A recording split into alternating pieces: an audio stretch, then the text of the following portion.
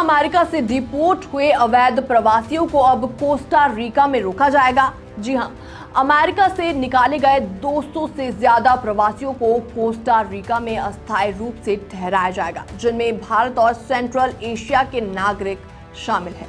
आखिर अमेरिका क्यों इन प्रवासियों को सीधे उनके देश नहीं भेज रहा, ये बड़ा सवाल है। और इस फैसले के पीछे की पूरी कहानी क्या है, ये आपको डिटेल में बताते हैं। नमस्कार, मैं हूं आपके साथ प्रेरणा कौशिक और आप देख रहे हैं एनबीटी इंटरनेशनल। तो इस फैसले के तहत पहली खेप में 200 से ज्यादा प्रवासी, जिनमें भारत और सेंट्रल एशिया के नागरिक शामिल हैं, उनको अमेरिका से कोस्टा रिका भेजा जाएगा।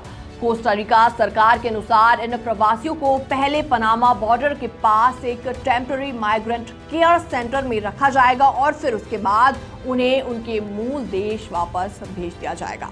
कोस्टा रिका की सरकार ने यह भी साफ कर दिया है कि इस पूरे ऑपरेशन का खर्च अमेरिका उठाएगा और इसकी निगरानी इंटरनेशनल ऑर्गेनाइजेशन फॉर माइग्रेशन यानी कि IOM द्वारा की जाएगी।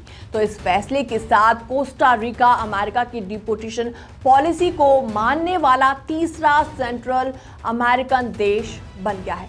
इससे पहले पनामा और ग्वाटेमाला भी अमेरिका के साथ ऐसे ही समझौते कर चुके हैं। अमेरिका के विदेश मंत्री मार्को ने हाल ही में लैटिन अमेरिका का दौरा किया था, जिसके बाद ये समझौता किया गया। तो आपको बता दें, कोस्टा रिका ने अवैध माइग्रेशन पर रोक लगाने के लिए पहले भी अमेरिका का साथ दिया था। साल 2022 में दोनों देशों के बीच एक समझौता किया गया था, जिसके तहत कोस्टा रिका की माइग्रेशन और बॉर्डर पुलिस को मजबूत करने और ह्यूमन ट्रैफिकिंग को रोकने पर जोर दिया गया था। पिछले हफ्ते पनामा ने अपनी पहली डिपोर्टेशन फ्लाइट को स्वीकार किया, जिसमें 119 प्रवासी शामिल थे। इनमें चीन, पाकिस्तान और अफगानिस्तान के नागरिक थे। हालांकि ग्वाटेमाला ने अभी तक कोई प्रवासी स्वीकार नहीं किया। अमेरिका में करीबन 11 मिलियन यानी कि करीबन 1.1 करोड़ अवैध प्रवासी रहते हैं, जिनमें से ज्यादातर लैटिन अमेरिका से आते हैं।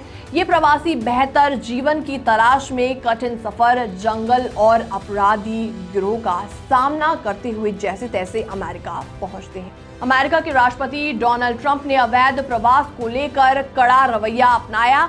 उन्होंने अपने चुनाव प्रचार के दौरान अवैध प्रवासियों को मॉन्स्टर्स और एलियन तक बोल डाला था और पद संभालने के पहले ही दिन उन्होंने साउथ बॉर्डर पर नेशनल इमरजेंसी की अनाउंसमेंट कर दी थी और लाखों अवैध प्रवासियों को देश से निकालने की बात भी कही थी।